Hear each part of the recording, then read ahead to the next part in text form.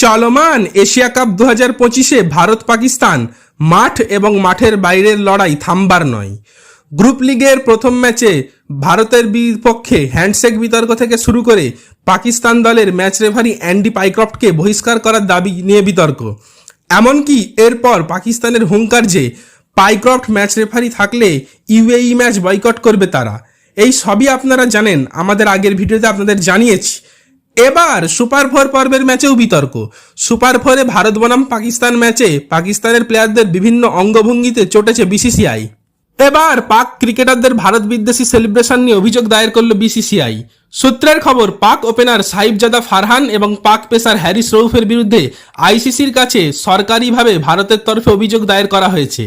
অন্যদিকে পাহেলগাঁও হামলায় নিহতদের পাশে দাঁড়ানোর জন্য ভারত অধিনায়ক সূর্যকুমার যাদবের বিরুদ্ধে অভিযোগ দায়ের করেছে পিসিবি। গত রবিবার ভারত পাক ম্যাচে রউফ যে সেলিব্রেশন করেছেন তার ভিডিও ইতিমধ্যেই ভাইরাল হয়েছে নেট দুনিয়ায়। ম্যাচ চলাকালীন হ্যারিস রউফ ইশারা করেন যে উড়তে উড়তে আচমকাই ভেঙে পড়ছে যুদ্ধ বিমান, তারপর হাতের 6 আঙুল দেখান। আসলে অপারেশন সিন্দুর সময় 6টি ভারতীয় যুদ্ধ বিমান ধ্বংস হয়েছিল বলে দাবি করা হয় পাকিস্তানের পক্ষ থেকে, যদিও সেই দাবি উড়িয়ে দিয়েছিল ভারতীয় সেনা। ভারতীয় যুদ্ধ বিমান ধ্বংসের কোনো প্রমাণ মেলেনি। নেটিজেনদের মতে এই সেলিব্রেশন ভারত বিদ্বেষী। কেবল রউফ নন, পাক ওপেনার সাইফজাদা ফারহানের সেলিব্রেশন নিয়েও বিতর্ক বেঁধেছে। সুপার 4-এর ম্যাচে ভারতের বিপক্ষে হাফ সেঞ্চুরি করেন ফারহান।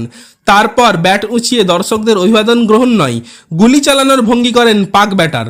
ক্রিকেট মাঠে সেই মর্মান্তিক ঘটনার স্মৃতি ফিরিয়ে আনলেন পাক ব্যাটার সাইফজাদা ফারহান, এমনটাই বলছে নেট দুনিয়া। যদিও নিজের সেলিব্রেশন নিয়ে মোটেই অনুতপ্ত নন ফারহান। সূত্রের খবর, এই দুই সেলিব্রেশন নিয়েই আইসিসির কাছে ইমেল করেছে ভারতীয় বোর্ড।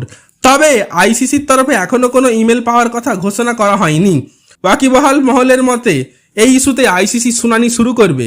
আইসিসি এলিট প্যানেলের রেফারি রিচি রিচার্ডসনের কাছে হাজিরা দিতে হবে দুই পাক ক্রিকেটারকে।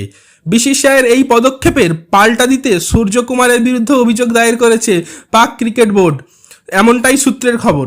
তাদের দাবি, রাজনৈতিক মন্তব্য করেছেন ভারত অধিনায়ক সূর্যকুমার যাদব। তবে এই বিষয়টি সরকারিভাবে জানা যায়নি।